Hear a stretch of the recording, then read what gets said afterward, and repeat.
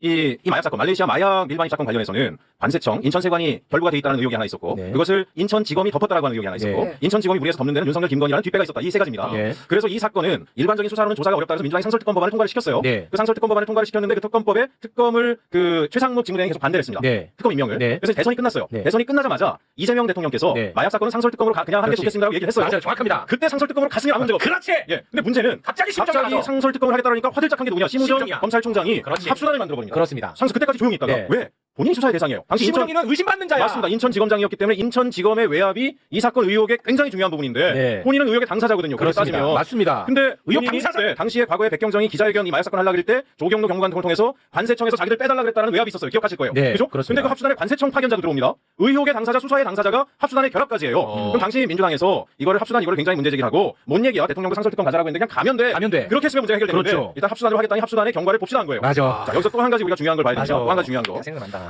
백혜룡 경정이 음모에 빠진 것 같다. 기획된 음모에 빠진 것 같다 했더니 갑자기 일부 언론이 이재명 대통령을 겨냥했다 이렇게 기사를 막 냅니다.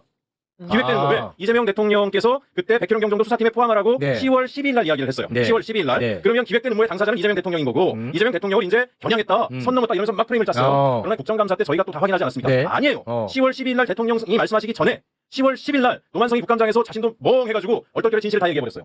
대통령이 그 말씀을 하기 전에 10월 10일 날 내가 이문정 검사장에게 전화해서 백혜룡 경정을 합수단에 데려다 놓으라고 얘기한 건 본인이라고 이야기를 했습니다. 이문정 검사장도 거기에 확인이 돼 있어요. 무슨 얘기냐. 대통령께서 백혜룡 경정을 합수단에 포함하라고 하기 전에 수사팀에 포함하라고 하기 전에 이미 노만석 검찰은 백혜룡이 바깥에서 하도 시끄럽게 떠드니까 그게 부담이 되니까 합수단에 데려다 놓으라고 자기들이 먼저 기획을 한 거예요. 그래서 당시에 백혜룡 경정은 이 수사팀에 내가 들어가야 되나 말아야 가지고 고민을 합니다. 그런데 대통령께서 말씀을 그 이후에 하셨기 때문에 안 가면 대통령의 명을 거역하는 모양새가 될 것 같아서 가도 내가 일하기가 어려울 텐데 어쩔 수 없이 가야 되네 하고 간 거예요.